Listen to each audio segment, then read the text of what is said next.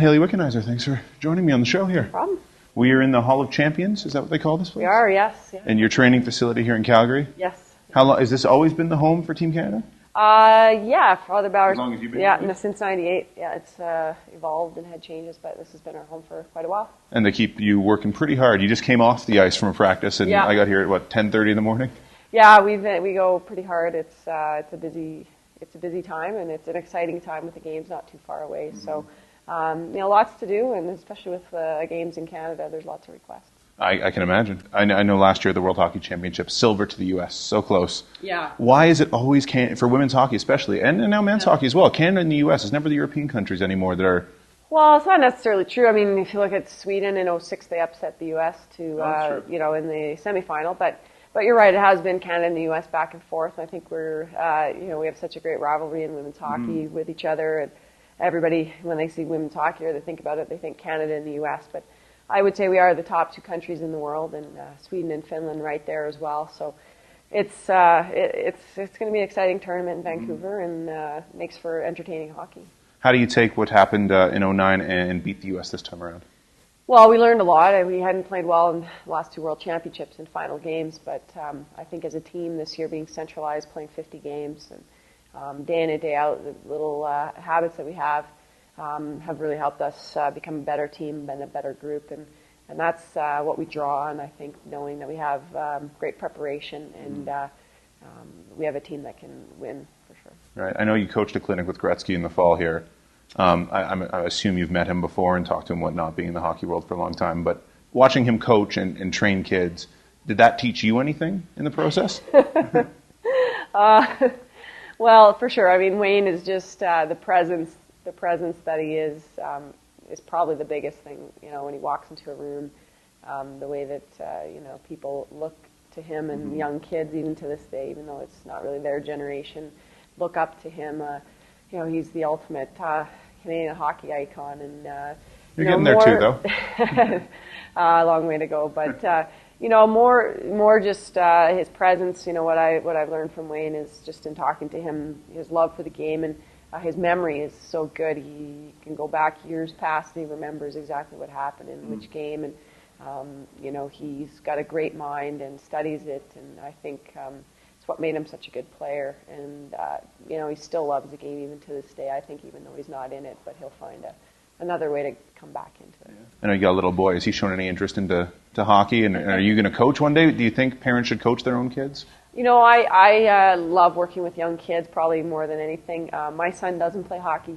He doesn't like hockey. It means mom and dad are always gone, and it's a bad association for him. But I bring him to the rink sometimes, and he likes to bring a good book and read. So he's a studious little one. That's nice. He's a studious guy. But I don't think there's any problem with parents coaching their kids. I think it's just important to remember they're a kid and not to put too much pressure on your own child, or to be too hard on them. And it's hard when you coach your own child. But as a kid, my dad coached me for many years, and it worked out fine. I think just the main thing for kids in hockey these days is to keep the skill development and the enjoyment of the game at the top priority. Too many focus on the NHL or the draft, the bantam draft or this or that, which I think in Canada we sometimes lose sight of. But other than that, yeah, no problem. Just have fun. Yeah. You mentioned Finland and Sweden being great teams. You played in both those leagues out there. Yeah. And I heard you went to the Flyers rookie camp a while ago, too. Do you think there's going to be a day where women play in the NHL? No, I don't.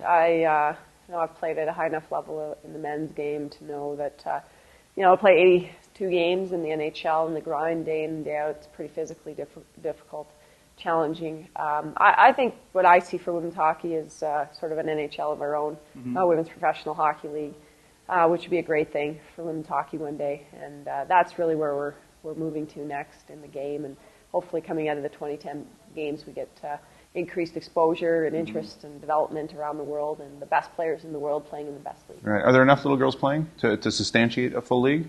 I think we're close. To do that, I think you need the support of the NHL, and you need to have the best players in the world playing in that league, and probably 4 to 6 teams to start.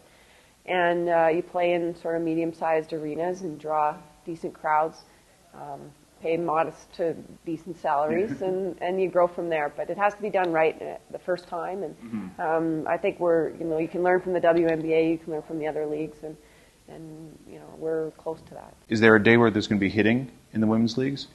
Do you wish there was? Well, it's a good question. I think it's a really good debate now because I think it would make the game easier to ref. It may eliminate some of the stick work, but at the same time, you want to encourage skill development and encourage young girls to play hockey. And if it would hurt the game, then we couldn't have that, I think, at this point. But I'd like to see it in international hockey at our level. I think it would make it a much easier game to play, and I think it could be entertaining too. Yeah, oh, for sure. Well, people love watching them. Well, maybe not so much the fighting, but at least the hitting. You can have contact without fighting. I mean, that's a much different. Those are. Well, it's World Junior Championship level, right? Yeah, that's right, and just good, clean hitting, and just makes it, I think, the game almost easier to ref and play. You're one of the few Olympians that have played both summer and winter. I know we've got a cross-country skier now who's Paralympic and the Olympic Games. Yeah. But is there anyone else that you know of that has done both? Well, yeah, my good friend Claire Hughes, is a cyclist and a speed skater, as an individual athlete, but I think I'm the only team sport athlete that's competed in both games. But there's been a variety of Canadian athletes, male and female, that have done both games, mostly in individual sports. Do you want to play softball again? Or was that just a one-time kind of, I'll do this for fun kind of thing? I played it from when I was a kid and right up until the 2000 games, and then sort of retired, if you want to say, after that. Just mainly because I didn't have the time with hockey and with my son, who was just born in 2000. So, I love the game, and I played all the time. I did commentary for CBC in Beijing, and I was around the team, and I got the itch to play again for sure, but it's just too time-consuming right now. Well, especially with the games just around the corner. Yeah, for sure. Tell us about your experience in Rwanda for Right to Play. I love Right to Play. It's a great organization, and I think they've done amazing things and for children around the world, developing and helping kids rebuild their lives through sport and play. So I went to Rwanda and with Jennifer Heil and Christina Groves and Arnie Dankers, and we spent 10 days touring orphanages and children's schools and different areas of the country, and learning and watching the Right to Play programs in action and seeing how firsthand they actually help kids rebuild their lives. So when you look at some country like Haiti right now and what they're going through there, Right to Play is an organization who would come in the very near future and, some of those orphans and kids that are left behind and really work with them to help them find some joy and hope. And it's one of the greatest organizations I've been around. And, the athletes that you get a chance to work with are just in it for the right reasons. So I really enjoy it. Who did you idolize as a kid growing up? Was it women's hockey players, or was it more the guys? Yeah, no, I didn't have any female. I didn't know women played hockey till I was like 12 years old. Oh. I watched the World Championships in 1990. But I looked up to Wayne Gretzky and Mark Messier, two of the guys that today I have an opportunity to talk to about hockey on an informal basis. So it's just amazing how life comes full circle, and you idolize these guys, watch them on Hockey Night in Canada, and you're around them at different events. Cool. Well, Hayley Wickenheiser, thank you very much. Appreciate it. Yeah, thank you.